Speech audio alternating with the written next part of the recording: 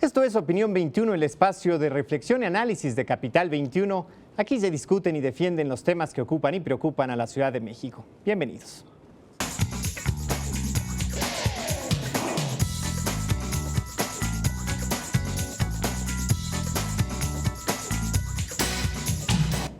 De Stonewall a Orlando, el movimiento LGBT hoy, el tema que nos ocupa esta noche en Opinión 21, y para discutirlo nos acompañan tres personalidades a quienes me permito presentar. Él es el licenciado Antonio Bertrán Rodríguez, quien es periodista, columnista del diario Metro y también autor de Chulos y Coquetones.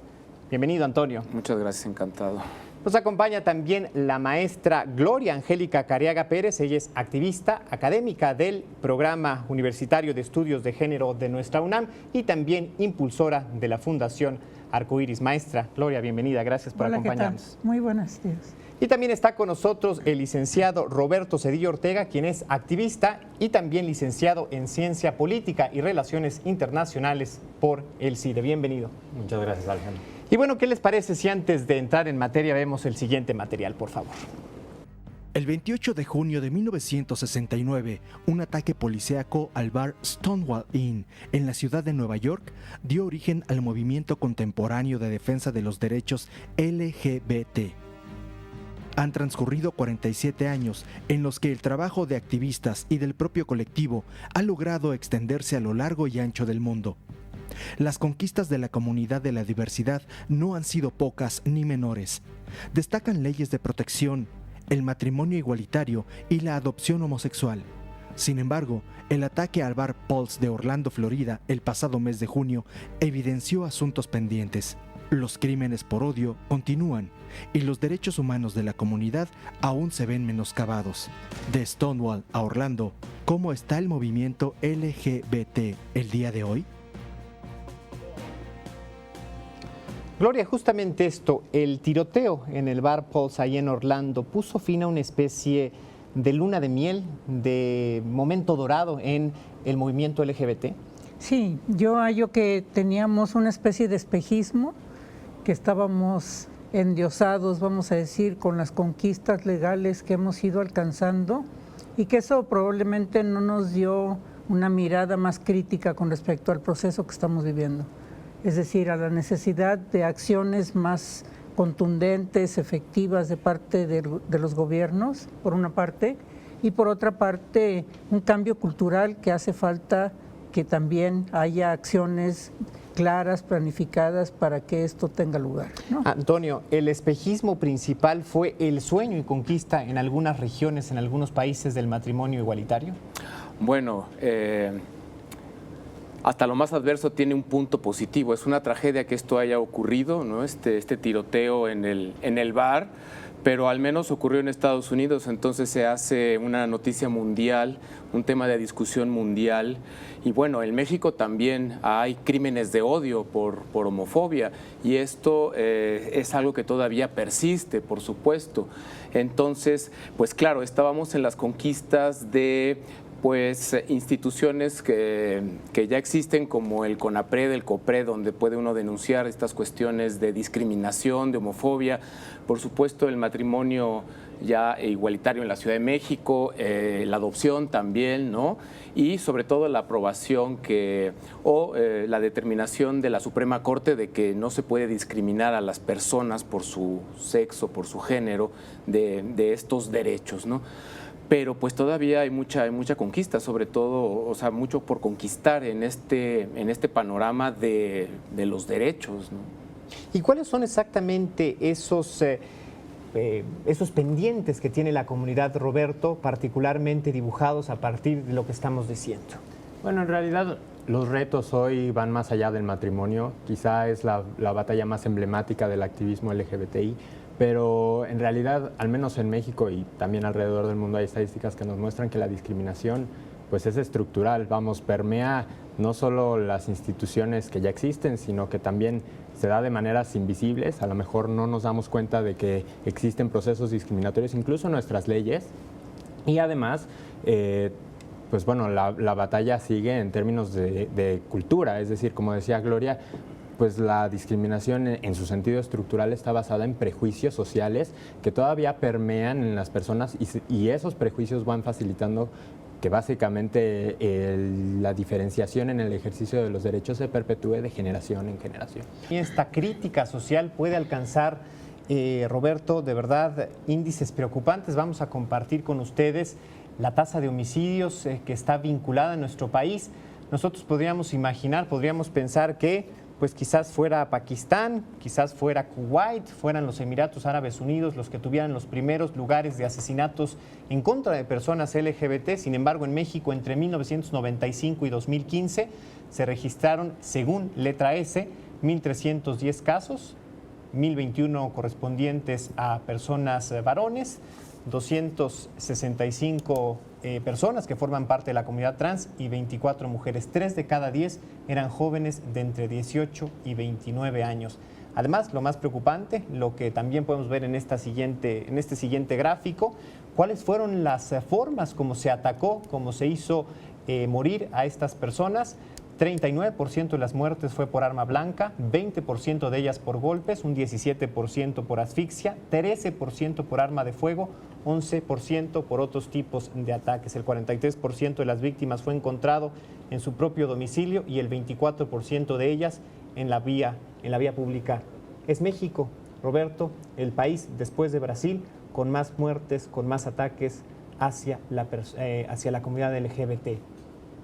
Bueno, en realidad sí, México está considerado como uno de los países más homofóbicos a nivel mundial, al menos en términos de asesinatos que se registran a través de medios, porque no son asesinatos de los cuales pues tengamos una cifra oficial, claro, ¿no? Y ese creo que es un primer problema, que no contabilizamos este tipo de crímenes pues como lo que son crímenes de homofobia. Generalmente se recurre a estereotipos fáciles, como decir, bueno, pues si era un homosexual, lo mató su pareja porque crimen pasional, y hay casos documentados. Hace un par de meses habrá salido en el Universal un caso de un joven que pasó años en la cárcel hasta que pues se tuvo que probar que él no había sido el asesino de su expareja.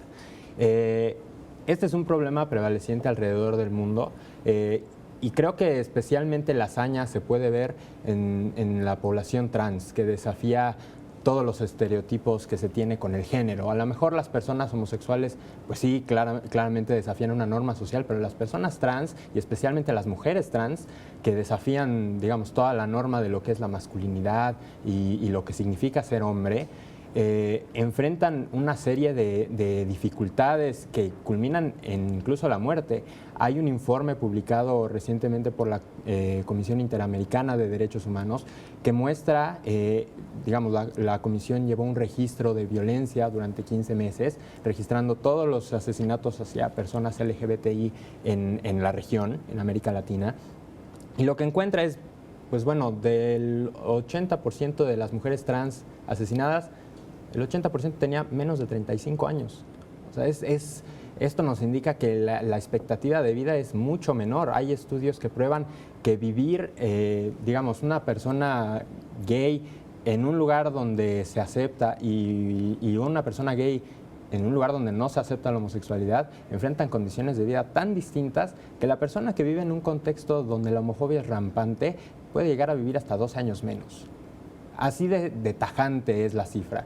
Es decir, se trata de un problema que llega no solo vulneración de derechos, vamos, va por niveles. A lo mejor empieza, pues sí, con sanción social y miradas y burlas, pero va transgrediendo hacia, bueno, no te contratan en un empleo, no te dejan estudiar en una escuela y después pues llega a la muerte. Antonio, ¿esto quiere decir que estas conquistas de las que hemos hecho referencias, de las que nos sentimos orgullosos, no han bajado al nivel más bajo, es decir, no ha bajado al colectivo como tal, se han quedado en una especie de nube de protección, pero muy lejana a la realidad? De pronto creo que sí vivimos en una burbuja, sobre todo en la Ciudad de México, y en la Ciudad de México dentro de algunas zonas, ¿no? La Condesa, no sé, la colonia, la delegación Cuauhtémoc, por ejemplo, ¿no? Lo más céntrico. Pero ¿qué pasa en los lugares más alejados? ¿O qué pasa de pronto si dos homosexuales van de la mano en un centro comercial muy elegante, ¿no? Que no voy a decir nombres. Sería un experimento interesante ver qué pasa. Y quisiera retomar algo de lo que han dicho mis brillantes compañeros agudos compañeros de panel, el machismo, ¿no? Que está en ese sustrato, en esa base de la educación. Como si por ejemplo, en el caso de los gays, tenemos el privilegio, entre comillas, de ser hombres, ¿cómo nos atrevemos a ser afeminados, a ser como las mujeres, que desde esa perspectiva son despreciables o de segunda, ¿no? No sé si en el caso de las lesbianas sea porque como dos mujeres o una mujer se atreve a ser como hombre, según su visión, ¿no? Entonces, y esto me lleva a reflexionar cuál es la institución más machista, al menos en el caso de México, la Iglesia Católica. ¿Cuántas sacerdotas hay? ¿Cuántas papas puede haber? ¿Cuántos, no? Ahí las monjas son, además están en un nivel secundario, muchas veces son las que hacen los trabajos domésticos para los curas o las órdenes religiosas. Entonces, desde ahí viene ese problema del machismo acendrado, de los prejuicios, de no darnos a todos la categoría de personas y concedernos o entender que tenemos los mismos derechos todos nada más por el hecho de ser personas. Y Gloria, ¿es posible imaginar echar abajo todos estos prejuicios, todos estos preceptos con los que hemos crecido y vivido durante tantos tiempos? Sí, por supuesto que sí. O sea, realmente no es que vayamos a eliminar totalmente esta estructura de discriminación, pero tendríamos que ver qué es lo que ha pasado en distintos países. América Latina había sido considerada una zona eminentemente machista y nosotros miramos que ya la condición de lo que sucede en los distintos países no es la misma.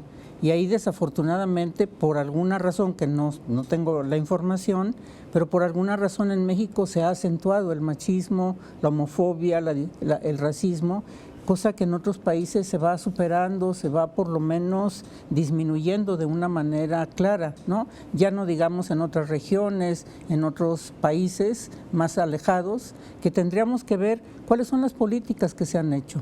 Porque lo que yo encuentro es que realmente cuando hay un interés de parte del gobierno, surge la voluntad política, ¿no? Debemos de hacer un corte, pero les voy a dejar sobre la mesa esta pregunta. Sí, la información, la falta de información, la ignorancia es la base o es el alimento principal de la intolerancia y de la homofobia. ¿Quién o quiénes han fallado justamente en acabar con ella? ¿Qué dice usted? Lo invitamos a ser parte de esta conversación, súmese a ella, ya sabe que pues puede hacer uso de las redes sociales para platicar con nosotros, para abonar a esta conversación a través del hashtag Opinión 21 vía la cuenta @capital-21. Queremos leerlo, queremos saber de usted.